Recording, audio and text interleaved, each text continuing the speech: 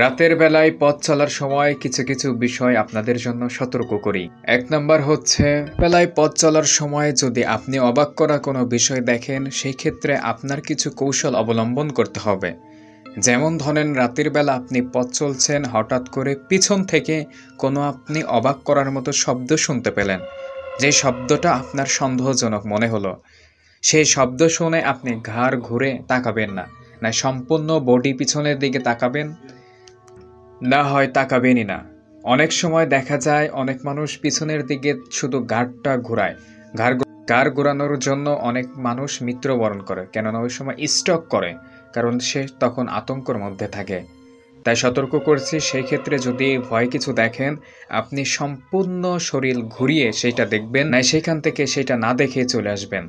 ২ number, রাতের অন্ধকারে আপনি ঘুমিয়ে আছেন, যদি দেখেন আপনার বিছানায় বা আপনার আশেপাশে কোনো সাপ আছে, সেই ক্ষেত্রে আপনি সরাসরি সেই সাপটিকে আঘাত করতে চাইবেন না। আগে বলবেন, সাপ তুই চলে যা। যদি সাপ সেইখান থেকে চলে যায়, তাহলে বুঝে নেবেন এইটা হচ্ছে জিন ছিল। আর যদি না বলার পরেও চলে যায়, আর যদি বলার পরও সাপটি না যায়, তাহলে বুঝবেন এটা দুষ্ট সাপ। তারপর আপনি সেটার জন্য পদক্ষেপ নিতে পারেন। কেননা জিন হচ্ছে ২টা রূপ ধারণ করতে অনেকটাই পছন্দ করে। ১ নাম্বার হচ্ছে সাপ, ২ নাম্বার হচ্ছে বিড়াল। এই ২টা আকৃতি জিন খুবই বেশি ধারণ করেন। রাতের অন্ধকারে আপনি রাস্তা দিয়ে হেঁটে যাচ্ছেন, আপনি দেখলেন কিছু বাঁশ গাছ, সেই বাঁশঝোড়ের মধ্যে কিছু বাঁশ হেলে আছে। অথবা আপনি দিনের বেলা সেই রাস্তা দিয়ে হেঁটে গেছেন, গাছগুলো ঠিকই ছিল, কিন্তু সন্ধ্যার সময় আসার সময় আপনি দেখলেন কিছু গাছ রাস্তার মধ্যে পড়ে আছে।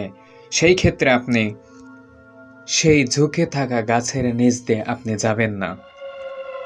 কারণটা হচ্ছে, এইখানে অনেক সময় ভালো জিনেরও আছর থাকে, খারাপ জিনেরও আছর থাকে। যদি একান্তই সেই রাস্তা দিয়েই যেতে হয়, সেই ক্ষেত্রে আপনি কি করবেন? আয়াতুল কুরসি জোরে জোরে পড়ে সেই রাস্তা দিয়ে যাবেন।